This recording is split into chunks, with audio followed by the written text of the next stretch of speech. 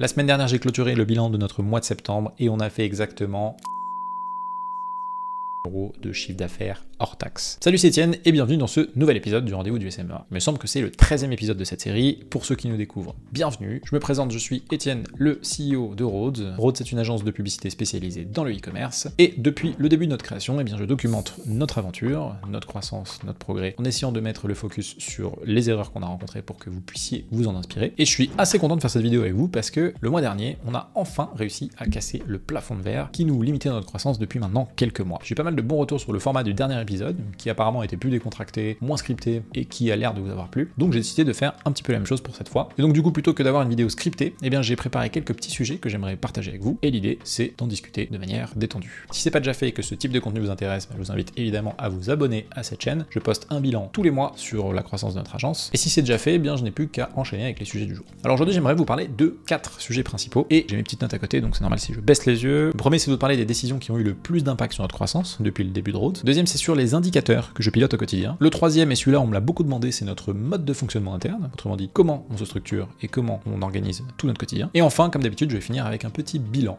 du mois écoulé avec les chiffres, les résultats, les difficultés et les projets pour le mois à venir. C'est parti pour la vidéo, on enchaîne. Les décisions qui ont eu le plus d'impact sur notre croissance. Donc celle-là, je voulais vous en parler particulièrement parce que c'est vrai qu'il y a eu des moments qui ont été assez clés dans le développement de Rhodes et qui ont vraiment contribué à ce qu'on se développe plus ou moins rapidement. En l'occurrence, il y a 5 décisions que j'ai prises au courant de notre vie, qui est maintenant 1 an et 9 mois. La première, c'est d'augmenter nos prix. Celle-là, elle est super importante parce qu'on sait que dans le milieu des agences, eh bien, en fait, le panier moyen, c'est le nerf de la guerre. Il y a une raison super simple à ça, c'est qu'en fait, plus le panier moyen est élevé, et bah moins les account managers, en l'occurrence performance managers chez nous, ont besoin d'avoir de comptes sous gestion, et donc plus ils peuvent faire du travail de fond. En fait, c'est un cercle vertueux, parce que du coup, plus du travail de fond, donc on a une meilleure qualité de service, plutôt que d'avoir 15 comptes sous gestion, ce qui se fait beaucoup dans pas mal d'agences, ça marche pas trop. Donc ce qu'on a fait pour augmenter notre panier moyen, c'est très simple, c'est bien évidemment de cross-seller, etc., mais c'est surtout d'augmenter nos prix. Donc on l'a déjà fait au début, donc on a commencé, on était à 1 500 € par mois pour un canal, on est passé à 1 800 € par mois pour un canal, typiquement méta, et ensuite on est passé à 2 000 € par mois pour un canal d'acquisition, ça c'est le fixe. On a une partie variable que j'ai déjà détaillée dans un épisode. Et du coup, on rajoute un fixe supplémentaire de 500 € si on rajoute un canal. Donc, typiquement, si vous bossez avec nous pour Meta et Google, ça va vous coûter 2000 plus 500, donc 2500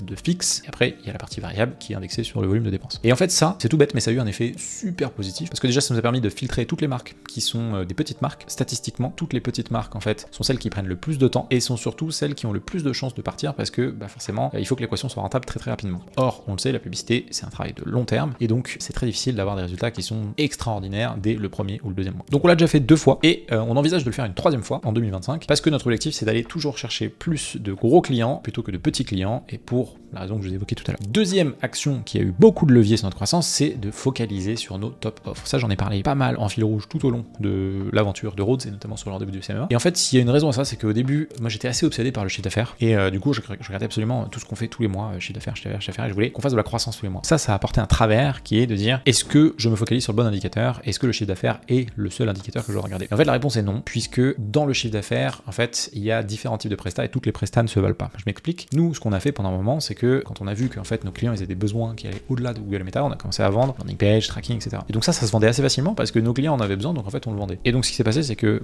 on a eu des pics de chiffre d'affaires, mais en fait on a vendu des prestats qui on ne savait pas délivrer correctement et 2 en fait étaient du one shot, donc c'est pas du récurrent à la différence du média et de la créa. Et donc en fait ça nous faisait des pics artificiels de chiffre d'affaires, mais qui créaient du bordel en interne et qui en plus n'était pas reconduit sur le mois d'après. Donc finalement, en fait, ça a eu un effet ciseau qui nous a forcé à du coup redoubler d'efforts commerciaux au faire de la croissance. On s'est dit ok, on est en train de faire de la merde, il est peut-être temps de se recentrer sur ce qu'on sait faire et en fait d'apporter la meilleure qualité de service sur un minimum d'offres. Donc on a éliminé tout ce qui était one shot, on a éliminé tout ce qui était en dehors de notre cœur de métier et on s'est recentré sur la gestion de campagne média. Donc on fait même plus d'audit ou alors c'est très très rare, super ponctuel. Et la créa, on essaie de vendre un maximum de contrats récurrents. Et moi ce que je pilote en gros c'est le chiffre d'affaires bien sûr, mais c'est le pourcentage du chiffre d'affaires qui passe par du revenu récurrent. Mais ça on le verra après dans la partie indicateur. Donc ça, énorme action, ça nous a permis de passer le plafond des 70 000 € par mois et aujourd'hui on scale toujours avec ces 2 offres principales. Donc on s'est rendu service en faisant ça et surtout ça a éliminé beaucoup de bordel en interne. Troisième décision qui a eu beaucoup d'impact, donc recruter des top profils. Alors ça moi je suis convaincu du fait que ce sont les talents qui font l'agence, c'est pas l'agence qui fait les talents. Et ça du coup c'est un peu ma doctrine depuis le début de Rhodes, c'est de me dire il y a beaucoup d'agences en fait qui rognent sur les salaires pour augmenter leur marge et donc ils vont chercher des profils qui sont juniors, ils vont chercher des profils qui sont des stagiaires, etc. parce que ça coûte pas très cher salaire. Du coup, ça leur permet d'avoir des prix qui sont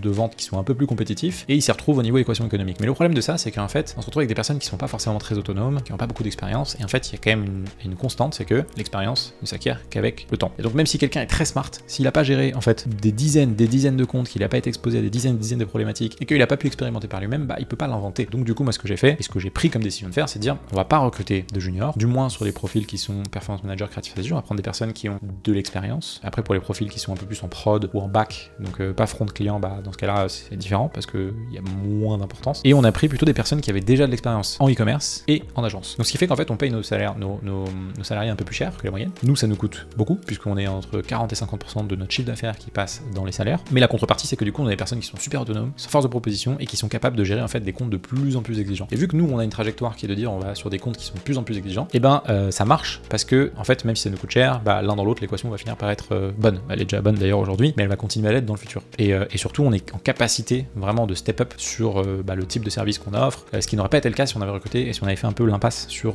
ce type de profil. Ça fait partie des décisions qu'on a prises et en fait pour les recruter, bah il n'y a pas de secret. Il faut réunir plusieurs conditions. Donc déjà il faut un projet qui soit motivant, il faut des clients qui soient stimulants. C'est un peu l'œuf ou la poule. Si t'as des talents, bah en fait les clients viennent, et si t'as des clients bons, bah en fait les talents viennent. Il faut un cadre de travail qui soit agréable, donc ça avec le remote ça marche. Et il faut également, bien évidemment, une rémunération qui soit adéquate. Donc nous on a mis des rémunérations qui sont assez intéressantes, honnêtement par rapport au coût de la vie que les personnes peuvent avoir en remote, en plus d'avoir des conditions qui sont favorables. Plus on a mis des incentives de variables qui sont indexés sur le travail, donc le mérite, les résultats. Au global, bah ça marche très bien puisqu'on a une équipe vraiment qui est au top du top et tous les jours je bénis je ne sais qui de me dire putain c'est cool, j'ai vraiment une team qui est solide sur qui je peux me reposer en fait. Il y en a plein qui sont même plus forts que moi sur plein de sujets et c'est tant mieux. Également un autre point, donc ça rentre un peu là-dedans, c'est recruter des top profils, ça passe par les personnes qui sont à la tête en fait des différents départements. Moi j'ai un bras droit, un bras gauche, je sais pas si on peut dire ça comme ça, mais j'ai Jordan et Nissen qui sont respectivement Head of Performance et Head of Creative. Nissen d'ailleurs même aujourd'hui CEO de Create qui est l'agence Créa proprement parler. Et en fait ces personnes-là, je sais que c'est des personnes que je n'aurais pas pu prendre en salarié, mais par contre qui avaient un potentiel de ouf. Et donc en fait moi ce que j'ai fait dès le début, c'est que je leur ai donné des parts. J'ai donné au total 30% de mes parts de la boîte, donc ça veut dire que moi je suis actionnaire à 70% de Rhodes, donc ça coûte cher, ça fait chier, enfin ça fait chier, non ça fait pas chier parce qu'en fait je suis très content qu'ils soient embarqués dans le projet etc, mais tout le monde n'est pas prêt à faire ça. Et moi je l'ai fait parce que je me suis dit ok en fait c'est le prix à payer pour avoir des top profils qui se donnent corps et âme pour la boîte autant que moi et qui sont autant impliqués dans le projet que moi. Et en l'occurrence bah, ça marche très bien puisque les deux BU se développent à toute vitesse. Quatrième décision que j'ai prise, qu'on a prise et qui nous a permis d'accélérer, c'est de déléguer les fonctions vitales. Alors ça j'en parle assez souvent sur LinkedIn et j'ai même pour ceux qui ont vu peut-être, j'ai lancé un petit podcast solo podcast qui s'appelle Entrepreneur. Je vous invite à jeter un coup d'œil sur Spotify. C'est un podcast en gros où je parle un peu de sujets typiquement de réflexion philosophique, entrepreneuriale, économique, etc. autour de mon aventure de Rhodes et je le fais en courant, c'est pour ça que ça porte le nom Entrepreneur. Donc quand je fais mes petites sorties longues, enfin mes petites sorties d'endurance fondamentale. Le format est un peu particulier mais pour ceux qui écoutent, bah déjà merci et ceux qui sont curieux, allez-y, c'est un peu mon journal de bord et vraiment je partage plein de trucs dessus. Et du coup j'en ai parlé pas plus tard que ce matin du rôle du CEO. Moi mon rôle il a beaucoup évolué. Au début je faisais le couteau suisse, donc j'étais vraiment partout à la fois, je faisais les sales, la finance, l'admin, la comptable, blablabla. Et je me suis rendu compte que c'était pas viable parce qu'en fait ça me faisait perdre un temps fou, ça faisait perdre un temps fou à tout le monde et du coup ça me faisait plafonner parce qu'il y a plein de choses qui dépendaient de moi. Et donc ça veut dire que tant que je n'avançais pas sur ce sujet-là, et bah la boîte n'avançait pas, mais en même temps la boîte n'avançait pas parce que je ne passais pas de temps sur les sujets stratégiques sur lesquels j'étais censé passer du temps. Typiquement les chantiers de fond comme refondre le site, développer du contenu, aller chercher des gros partenariats, aller chercher des gros deals, etc. etc. Et donc en fait là où j'ai pris une décision qui n'a pas été facile, c'est de déléguer, surtout pour quelqu'un qui aime bien faire comme moi, je suis quelqu'un du terrain, donc j'adore avoir les mains dans le compte, faire moi le contact avec les clients, etc. C'est vraiment quelque chose dans lequel je prends du plaisir. Mais j'ai appris à déléguer, donc j'ai commencé par une assistante virtuelle que j'ai payée, je crois que c'était 600 € par mois et qui me faisait une dizaine d'heures et plus si j'avais besoin pour tout ce qui est admin, compta, etc. Et ensuite en fait j'ai commencé à remplacer les fonctions vitales de l'entreprise, en l'occurrence les sales, la finance, les RH. Donc sales j'ai transitionné en interne, c'est Quentin qui est passé de performance manager à sales. Finance c'est JP, donc Jean-Pierre qui nous a rejoint, qui est devenu directeur administratif et financier, et Faustine qui nous a rejoint et qui a pris la tête de la partie RH et ça me fait beaucoup de bien parce qu'il y a plein de trucs que je savais pas faire et que je faisais très mal. Et donc maintenant en fait ces fonctions sont assurées, donc bien évidemment je suis là pour piloter ces personnes là, mais en fait je passe peut-être 10% de mon temps à les piloter, du coup ça me libère 90% du temps que j'ai alloué au début à ces missions que maintenant je peux mettre sur d'autres choses. Ça nous a permis de passer un step et on est passé de 10-12 personnes à maintenant 20 et donc on est 20 depuis cette semaine et du coup là on va passer à 25 d'ici la fin de l'année et l'objectif c'est l'année prochaine de doubler l'effectif encore une fois. Et cinquième point, et pas des moindres, c'est d'investir dans la culture d'entreprise. Une de nos plus grandes fiertés aujourd'hui c'est notre culture d'entreprise. Pourquoi? Parce que je trouve qu'elle est assez forte et tout le monde me le dit d'ailleurs de l'extérieur, ça se voit. Et en fait c'est elle qui fait notre marque employeur, c'est elle qui fait aussi notre l'attractivité pour les talents, c'est elle qui fait notre rétention. Aujourd'hui ça fait 1 an et 9 mois, on a 0% de turnover, c'est-à-dire que personne est rentré chez Rhodes et parti de chez Rhodes. Ça c'est assez ouf et j'espère que ça va tenir le plus longtemps possible. C'est aussi elle en fait qui donne envie aux gens de se donner pour le projet. Donc il y a vraiment un sujet de fédération autour de la culture. Et nous en fait on l'a créé dès le début, basé sur notre modèle, donc on est 100% remote. Et Et en fait, on a essayé de mettre en place plusieurs choses. Donc il y a eu le modèle, bien évidemment. Il y a eu la mission. Donc on a une mission qui est assez forte. Parce que les agences médias et élever les standards de l'écosystème publicitaire. Donc c'est vraiment ce qu'on fait au quotidien. On fait de la pub, certes, mais en fait, ça nous fait chier de faire de la pub mal faite et ça nous fait chier en fait que les agences soient perçues comme des prestataires ou de la main-d'œuvre qui apportent très peu de valeur ajoutée. Donc en fait, on veut renverser cet équilibre et être vraiment prouver entre guillemets au marché que c'est possible de faire bien tout en étant une agence et surtout d'être une agence digne de ce nom. Et peut-être que ça va en inspirer certains sur le chemin. Donc ça motive les gens. Et des valeurs qu'on a listées, donc je les ai partagées également dans un épisode du rendez-vous du SMMA, je sais plus lequel, qui nous permettent de vraiment en fait guider avec des grands principes ce qu'on fait, nos actions, pourquoi on les fait, comment on les fait, et ça je trouve que c'est fondamental. Ça c'est une partie de la culture, c'est le socle, mais il y a plein de petites choses en fait qui font que notre culture elle se perdure dans le temps et qui contribuent, je pense, à la réussite de Rhodes. Et ça en fait c'est des choses que tu es obligé de faire au quotidien. Donc typiquement, nous on a mis en place un système de feedback, et donc en fait il y a du feedback et de la transparence à tous les niveaux. Donc n'importe qui peut me faire un feedback, moi je peux faire des feedbacks à n'importe qui, et en fait entre eux les gens se font des feedbacks. Je milite de plus en plus pour que les gens le fassent encore plus que maintenant, parce que parfois il y a des non-dits, ce genre de choses comme dans toutes les boîtes, c'est normal. Mais à mon sens, en fait on devrait pouvoir, peu importe sa position, partager un ressenti et un feedback s'il est bien fait. Donc on a toute une manière de délivrer le feedback, etc. Parce que je pense que ça ne peut faire que du bien à tout le monde, parce que ça se tire vers le haut. Aussi, ce qu'on a mis en place, c'est des managers qui sont à l'écoute. Donc on est très à l'écoute et super disponible. C'est rare qu'en fait les managers se rendent pas dispo pour les équipes. Des rituels, donc des règles de fonctionnement, je vais rentrer un peu plus dans les détails tout à l'heure. Des team building qui sont super fréquents. Tous les 3 mois, on se voit en séminaire. Le dernier c'était à Madrid la semaine dernière. C'était assez cool, on avait toute la team, ça fait vraiment plaisir de voir les gens en présentiel. Et des plans de carrière également pour en fait projeter les gens sur voilà, qu'est-ce que tu veux faire à 3, 6, 12 mois. Donc ça c'est assez nouveau, on l'avait mis en place mais de manière un peu décousue. Là on est en train de le structurer avec l'arrivée de Faustine pour que ce soit vraiment propre et uniforme à travers toute la boîte. Ça du coup c'est vraiment le ciment de l'agence et aujourd'hui ce qui fait que ça marche aussi bien. Et en vrai moi j'ai investi beaucoup de mon temps à faire en sorte que cette culture perdure dans le temps et je continuerai de le faire parce que c'est fondamental et c'est ça qui fait qu'aujourd'hui on se distingue entre autres et qui nous permet d'avoir des talents qui viennent et qui restent. Voilà pour la partie décisions qui ont eu plus d'impact, donc c'était assez long mais il y avait pas mal de choses à dire et je vais enchaîner avec les indicateurs que je pilote au quotidien. Alors là on rentre un peu plus dans le détail, il y en a 8 au total. Ça vous intéresse pas, je peux comprendre, mais si ça vous intéresse,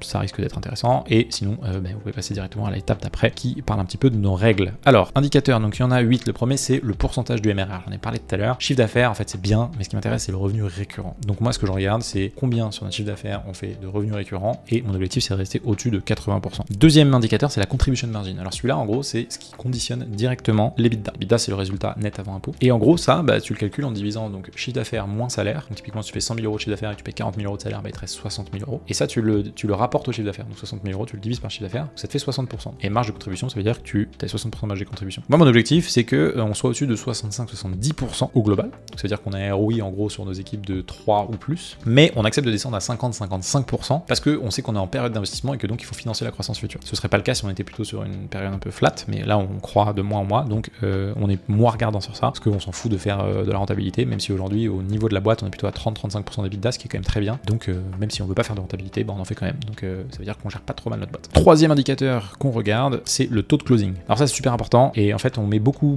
de focus sur l'acquisition. Beaucoup d'agences pensent que l'acquisition en fait il faut avoir plein de leads, mais en fait c'est pas forcément ce qui est le plus important. L'idée c'est d'avoir des leads qui sont qualifiés, mais c'est surtout d'avoir des leads qu'on transforme. Et en fait le taux de closing ça nous permet d'identifier si on est bon en avant-vente. Donc comment je le calcule? C'est le nombre de signatures divisé par le nombre de propositions commerciales formulées, donc c'est-à-dire présentées au client. Et l'objectif c'est qu'on soit au-dessus de 50% et l'objectif c'est de monter à 60-70%. Mais petite subtilité, c'est que maintenant on a conditionné en fait, on a scoré nos clients. Donc on a 3 types de clients, on a les tiers 1, tiers 2, tiers 3. Donc tiers 1 globalement c'est les gros clients, tiers 2 c'est les clients intermédiaires et tiers 3 c'est les petits clients. Et l'idée c'est de regarder le taux de closing par type de client. Pourquoi? Parce que en fait c'est très facile d'avoir un taux de closing avec 80% sur les petits clients. Elles veulent bosser avec nous, les marques veulent bosser avec nous, elles savent que normalement on bosse plutôt avec des grandes marques. Donc en fait j'ai pas envie de dire que c'est gagné d'avance, mais c'est plus facile. Alors que les grosses marques, donc les tiers 1, il y a souvent des grosses agences en face, elles ont l'habitude de bosser avec des agences, elles ont des gros budgets, donc en fait les enjeux sont différents et donc le niveau d'exigence et d'attente est beaucoup plus élevé. C'est pas le même. Et en l'occurrence je pense qu'on est meilleur sur les tiers 3 et tiers 2. On n'est pas encore excellent sur le tiers 1 et moi ça fait partie de mes OKR sur Q4. L'objectif c'est vraiment qu'on arrive à craquer ça. Quatrième indicateur, le taux de churn. Si on reprend l'équation économique d'une agence, c'est en gros le nombre de clients actifs multiplié par le panier moyen multiplié par le churn. Donc ça c'est tous les mois. Et en gros, pour faire simple, si vous avez 10 clients, que chaque client vous rapporte 2 000 euros, ça vous fait 10 fois 2000, 20 000 euros. Donc vous avez en gros 20 000 euros de chiffre d'affaires, mais que en fait vous avez un churn de 10%. Donc c'est-à-dire que vous perdez un client par mois. Et bien en gros vous faites 20 000 euros, mais le mois d'après vous allez faire 18 000 euros parce que vous allez perdre un client. Ça en gros c'est pour résumer l'équation d'une croissance d'agence. On voit très bien qu'en augmentant le nombre nombre de clients, bah, on augmente le chiffre d'affaires. En augmentant le panier moyen, on augmente aussi le chiffre d'affaires. Mais en fait, ces deux indicateurs, ils sont bien, mais ils n'ont d'importance que si en fait le troisième est aussi bien géré. Et le troisième, en fait, le churn, c'est peut-être le plus important parce que sinon tu remplis un seau percé. Et surtout, en fait, le churn, c'est un reflet de la qualité de tes clients et c'est un reflet de notre capacité à les garder. En gros, ce qu'on fait, c'est qu'on prend le nombre de clients qui ont quitté l'agence, typiquement d'un mois sur l'autre, et on le divise par le nombre de clients qui étaient actifs le mois précédent. Et après, on regarde à l'année si on a des tendances, etc. Et on se rend compte que en fait, notre churn, il est en forte progression. Donc on avait des churns qui étaient catastrophiques en début d'année parce qu'on avait signé beaucoup de petites marques. Bref, on était autour de 17-18%, ce qui est quand même très très élevé. Ça veut dire qu'on avait plus quasiment un client sur 5 qui partait tous les mois. Et là, on est descendu et en moyenne, on est à 7,9 sur le dernier trimestre, ce qui est quand même très bien. Mais l'objectif, c'est de descendre encore plus bas et d'aller chercher les 5-6%. Ce serait bien. Ce qui voudrait dire qu'en fait, on a qualifié de mieux en mieux nos clients et surtout qu'on a amélioré notre qualité de service. Même si ça, on est plutôt pas mal dessus. On va y venir. Ensuite, on a le panier moyen. Le panier moyen, ça reflète donc le positionnement prix. Donc, est-ce qu'on est plutôt positionné sur du haut de gamme? La taille de nos clients. Donc, est-ce qu'on arrive à signer des clients qui sont grands et surtout qui dépensent? Et notre capacité à faire grandir nos clients parce que, bien évidemment, on n'a pas que des clients qui sont sur les nouvelles grilles tarifaires, on a des clients d'avant. Et donc, en fait, plus il augmente le panier moyen, plus ça veut dire qu'on a réussi à les scaler. C'est le cas pour pas mal de marques, mais pas pour toutes, évidemment. Et en fait, c'est le panier moyen qui conditionne la qualité de service parce que, comme je l'expliquais tout à l'heure, plus on a de gros clients, plus on peut aller dans le détail et plus on a de petits clients, plus on fait du travail entre guillemets de quantité. Et moi, c'est pas le modèle que je veux construire. Je veux construire une belle agence qui grossit, mais pas à n'importe quel prix. Donc, on fait beaucoup d'efforts là-dessus pour essayer de limiter les petits clients et essayer de monter de plus en plus vers des clients haut de gamme. Donc, le chiffre, c'est de faire 2500 € panier moyen. Au global sur l'agence, c'est un média créé compris. On y est, mais on aimerait bien monter à 3000 et plus. Donc, vont s'en suivre tout un tas d'actions qui vont permettre d'atteindre cet objectif. Et enfin, deux autres indicateurs. Donc, le NPS. Donc, NPS qui permet de quantifier la satisfaction client. Donc là, c'est vraiment en gros, tous les mois, on envoie un formulaire à nos clients pour savoir sur une échelle de 0 à 10 combien ils nous recommanderaient auprès de leurs proches, amis, collègues, etc. Et on pose 2-3 autres questions, etc. pour s'améliorer. Mais globalement, c'est ça qu'on monitore et on le regarde tous les mois. Donc, on regarde aussi le taux de réponse parce que plus on a de clients, plus il baisse. Et ça, c'est chiant parce que du coup, il faut que ce soit représentatif. D'autant plus que les équipes sont incentivées sur le NPS. Donc, c'est encore plus important. Et ça nous permet de jauger en fait la qualité de notre service. Puisqu'il n'y a pas mieux que de recommander quelqu'un. Et en vrai, pensez à des personnes avec qui vous avez bossé ou des restos, ce genre de choses. En fait, si vous le recommandez pas, c'est que vous-même vous en êtes pas convaincu. Et donc, ça veut dire qu'en fait, c'est pas ouf. Alors que si vous recommandez, disant vas-y les yeux fermés, ou même mieux, nous on a de plus en plus d'intros, c'est-à-dire une mise en relation de nos propres clients ou des personnes qui nous connaissent, ça veut dire que vraiment vous faites du bon taf. Et aujourd'hui, notre objectif c'est d'être au-dessus de 90 sur 100 de moyenne, donc c'est-à-dire que la moyenne des gens soit au-dessus, la petite réponse de 0 à 10 soit au-dessus de 9, et on est sur le dernier trimestre à 91, ce qui est excellent. Et l'objectif c'est de rester au-dessus des 90, ce qui n'est pas facile. Je vous invite à sonder un peu d'autres agences, vous verrez que c'est quand même pas mal. Et ensuite, donc son équivalent c'est le INPS, et le INPS là c'est pareil que le NPS mais en interne, et cette fois c'est anonyme, et donc on demande tous les mois aux gens sur une échelle de 0 à 10 à combien ils recommanderaient en gros Rhodes à leurs proches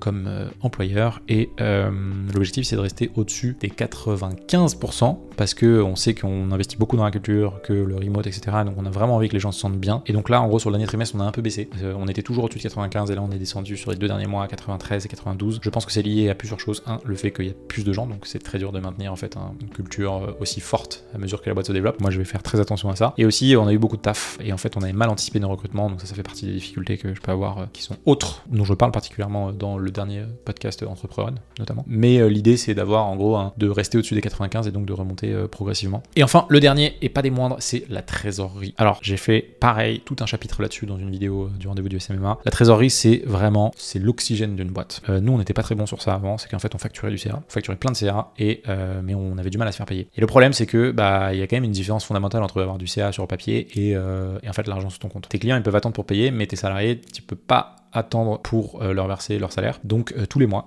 et plus ça va, plus on a des charges fixes qui tombent, donc en fait on est obligé d'avoir de la trésorerie. Et je le regarde avec plusieurs indicateurs, mais globalement c'est le montant qu'on a sur le compte. L'objectif c'est d'avoir au moins 6 mois de salaire d'avance, et ensuite c'est le délai moyen entre l'émission d'une facture et le moment où on se fait régler cette facture. Donc ça c'est très nouveau et c'est Jean-Pierre qui a mis ça en place, c'est super important et ça nous permet d'avoir en gros un délai qui soit le plus court possible et qui nous permet de voir l'efficacité de nos process. Donc on a mis tout un tas d'actions en place, GoCardless, donc c'est prélèvement automatique, donc c'est quasi systématique chez nos clients, sauf les grands comptes qui ont leur propre process de facturation. On a travaillé sur tout un système de relance client, on a pris des outils pour ça, etc. Jean-Pierre a repris une partie de ce scope, donc sur la partie créance, et en gros ça marche bien, on a réussi à récupérer pas mal de créances qui étaient dehors. Et donc toutes les actions mis bout à bout font que maintenant notre réseau va beaucoup mieux, on a doublé, voire plus le montant qu'on avait sur notre compte, et donc on doit être à 3-4 mois d'avance de salaire, sans compter les emprunts qu'on a contractés. Donc c'est vraiment pas mal, mais on n'est pas encore à l'objectif, je pense que 6 mois c'est le top. D'ailleurs on avait contracté un emprunt parce qu'on se disait on a des projets à financer et en fait on n'a pas envie de les financer avec la trésor. Et vu qu'on a un très bon bilan, en fait les banques elles nous prêtent, sauf que en fait on n'en a pas eu besoin de cet argent, donc on a toujours en gros 150 000 € qui dorment quelque part part sur un compte. D'ailleurs, il faudrait peut-être qu'on les utilise. C'est tout pour les indicateurs. J'ai donné beaucoup d'infos dans cet épisode du rendez-vous du SMMA, mais je me dis, tant qu'à faire, autant faire quelque chose qui soit utile pour tout le monde. Et enfin, je vais répondre à un dernier point qui est notre fonctionnement interne. Et on m'a même demandé si je pouvais faire une vidéo dédiée.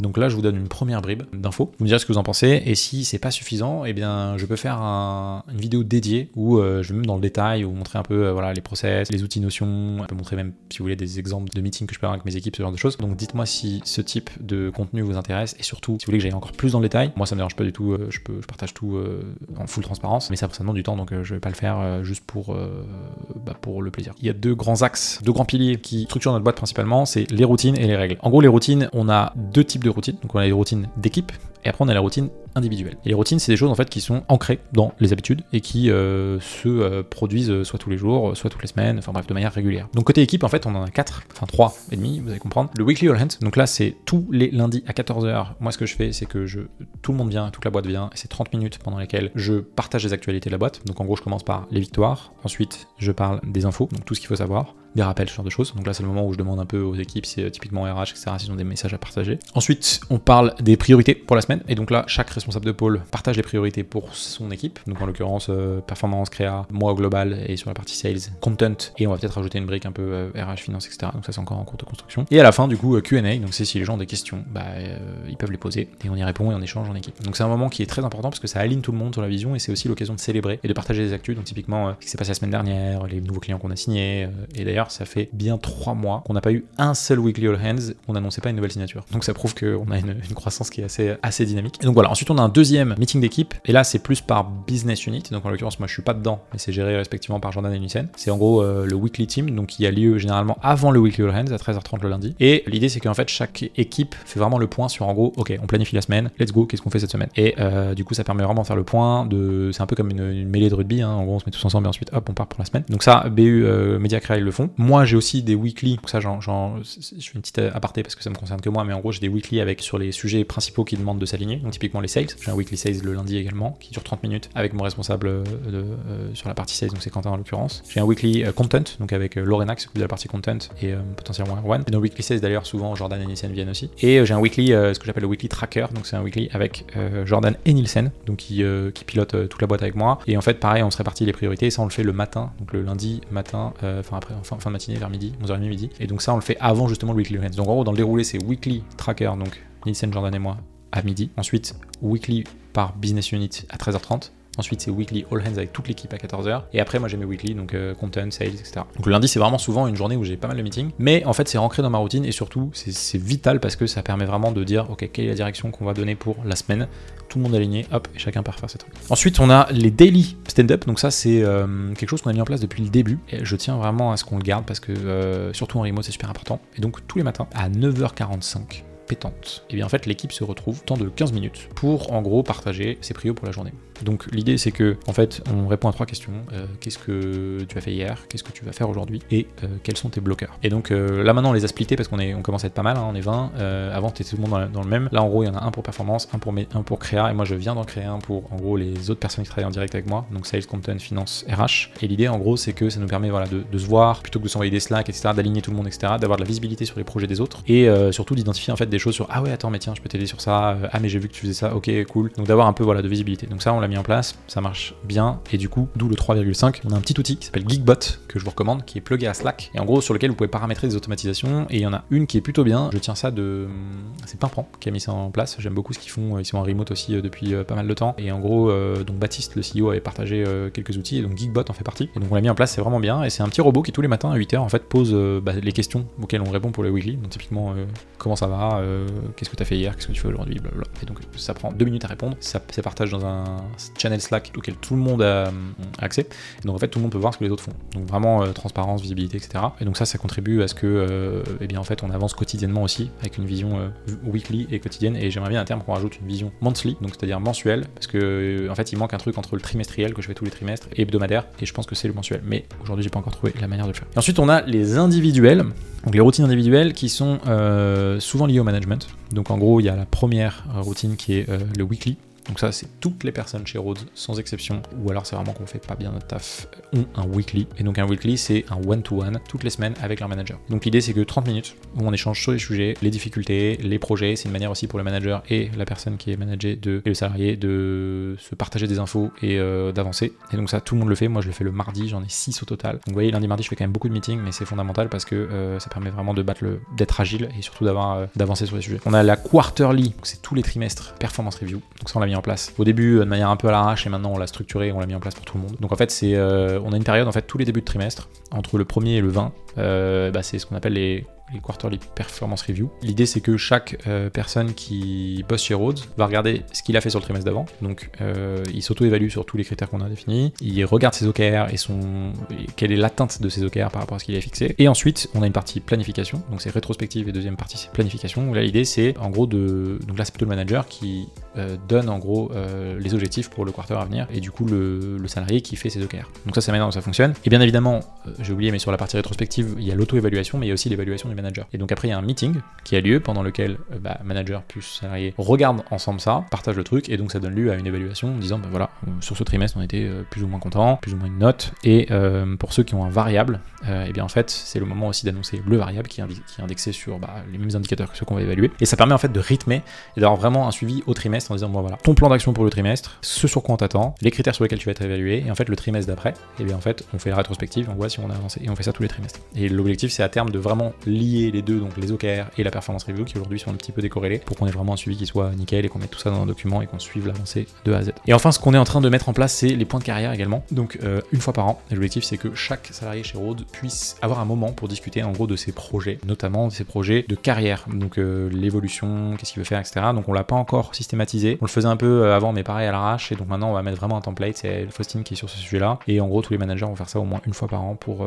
pouvoir faire le plan et surtout avoir une vision un peu long terme qui n'est pas juste trimestrielle, parce que trimestriel c'est beaucoup plus axé sur comment on se développe à court terme. Et donc il y a les OKR qui viennent englober tout ça. Les OKR, donc pour ceux qui ne sont pas familiers, c'est Objective Key Results. Et là l'idée, c'est que moi je fixe les miens au niveau de la boîte et de moi ce que je vais faire. Ensuite Jordan et Nissen le font, et ensuite les équipes le font. Et l'idée, c'est que tout le monde passe par cet exercice, et on fait la rétrospective du coup au trimestre d'après pour voir quel était l'achievement. Donc ça rentre dans la case performance review. Donc ça, c'est la partie routine. Et ensuite on a des règles, et on en a plein, donc je vais pas toutes vous les dire. Je vais juste vous en donner quelques-unes qui sont les principales. Et ce qui est intéressant, c'est que on a associé des sanctions pour gamifier un peu le truc. Parce qu'en fait, si tu mets une règle mais que t'as pas de punition, personne va respecter la règle. On a créé un Slack qui s'appelle Sanction, un canal Slack. Et dès que quelqu'un enfreint une règle, eh bien il doit se soumettre à la sanction qui est associée. Donc typiquement, la première, c'est pas de retard au meeting. Et là, en gros, si la personne est en retard, il faut qu'elle s'excuse platement auprès des personnes qui a mis en retard. Et l'idée, c'est de le faire en étant un peu élogieux envers la personne. Une autre règle qui est super importante et qu'on a mise en place parce qu'on a vu qu'il y avait un peu des dérives sur la frontière pro-perso,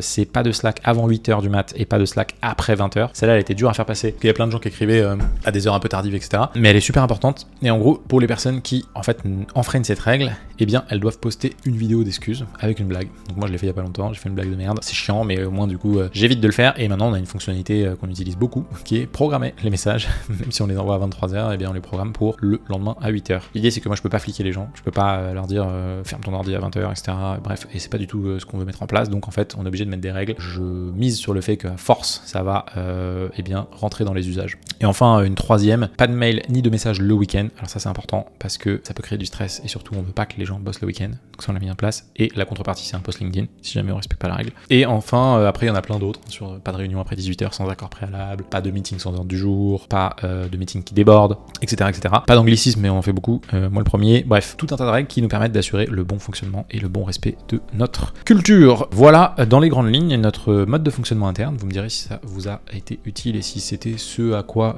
vous vous attendiez, puisque j'ai eu pas mal de demandes là-dessus. Et enfin, je vais finir, comme d'habitude, avec les chiffres du mois, après avoir parlé pendant beaucoup trop longtemps. Et donc, ce mois-ci, ce qui est très bien, c'est qu'en fait, je sais pas si vous vous rappelez, mais on avait plafonné pendant 3-4 mois à 100 000 € par mois. Et donc, en fait, ça nous faisait un peu chier parce qu'on se disait, merde, on n'arrive pas à passer cette barre-là. En août, finalement, donc, on a réussi à passer les 110 000 €. Donc, on a fait un tout petit peu moins de 110 000 € en septembre. Et la bonne nouvelle, c'est qu'on a continué à croître. Et donc, c'est la confirmation qu'on a bel et bien cassé ce plafond de verre, puisqu'on a ajouté 25 000 € à notre chiffre d'affaires et on a clôturé avec 135 753 €, je sais plus, en gros plus de 135 000 €, soit une croissance de 24% par rapport au mois précédent. Et donc sur Q3, on clôture avec 341 000 € de chiffre d'affaires, soit une croissance de 14%. La bonne nouvelle, c'est que tous les indicateurs sont ouverts. On a beaucoup moins de churn, on a plein de nouveaux clients, donc la partie sales est en boom. Panier moyen, il continue d'augmenter, pas aussi vite que j'aimerais, mais il monte quand même. Et surtout, on a 89% de notre revenu qui est récurrent, parce que ça, c'est vraiment bien. Donc en fait, on est vraiment dans des bonnes dispositions pour Q4. Et surtout, on a enfin fini de lancer beaucoup de sujets structurants. Donc typiquement, on a lancé les nouveaux sites. Donc nouveau site de Rhodes, si vous n'avez pas vu, je vous invite à aller faire un tour. Ils sont vraiment canons, on a mis beaucoup d'énergie dedans. Et du coup, de Creads, qui est l'agence créa,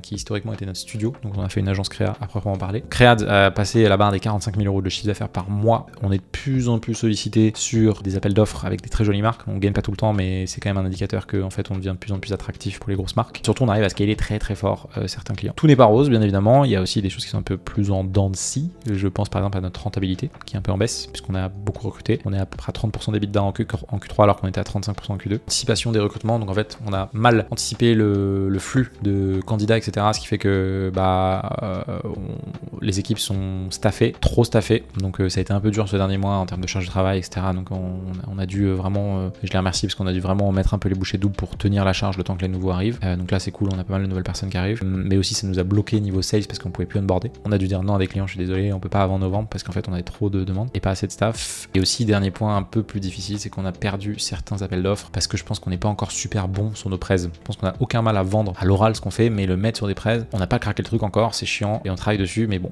j'ai bon espoir qu'on arrive à le craquer. Je vous passerai rapidement sur la partie perso pour ceux qui s'intéressent, mais moi je suis dans une bonne lancée en termes de run. Déjà je fais un monk mode, donc ça fait 2 mois que j'ai commencé, là il me reste encore 1 mois à faire, donc du coup j'ai fait tout un tas de petites actions quotidiennes qui ont largement amélioré mon rythme de vie, ma qualité de vie, notamment le sommeil, l'hydratation, la bouffe, etc. Et surtout je fais beaucoup de sport, en l'occurrence du run. Je cours entre 40 et 50 km par semaine avec 4 entraînements et je vois ma progression de jour en jour et du coup j'ai un semi-marathon là bientôt et ensuite j'aurai un marathon mi-décembre, donc ça c'est top, je suis très content. Et du coup ce qui en découle c'est qu'en fait je suis mieux organisé dans mon taf et donc j'arrive à moins travailler le week-end et j'arrive à avoir des journées qui sont un petit peu plus décentes, donc c'est aussi lié à toutes les actions qu'on a mises dans la boîte. Voilà, côté réseau ça se développe doucement mais lentement. La chaîne YouTube a 4500 abonnés, LinkedIn on a passé la barre des 18 000, TikTok on a 18 500, Insta je pense que je vais mettre un coup d'accélérateur dessus parce que je plafonne à 800 et surtout je fais absolument rien pour le développer. Petit bémol sur le fait que je n'arrive pas à créer autant de contenu que j'aimerais, notamment sur la partie newsletter, mais bon ça va venir. Et pour octobre, donc vous vous demandez quels sont les objectifs, et bien je vais vous les partager. Pour octobre les objectifs sont les suivants: 145 000 euros de chiffre d'affaires. Pour novembre on est à 170 000 et pour décembre c'est 200 000, donc c'est très ambitieux mais je pense qu'on peut les atteindre. De toute manière je vous tiens au courant et puis je n'ai plus qu'à vous dire à dans 1 mois pour voir comment on évolue et si on a réussi à atteindre nos objectifs. Voilà, c'est tout pour ce 13e épisode du rendez-vous du SMA qui était un peu plus long que ceux d'habitude. Donc je me demande si j'aurais peut-être pas dû en faire 2 épisodes, mais c'est pas grave. J'espère que le contenu vous a plu. Et si c'est le cas, mettez-moi un petit commentaire, mettez-moi un petit like, un petit abonnement également. Ça mange pas de pain. Et puis je vous dis à dans 1 mois.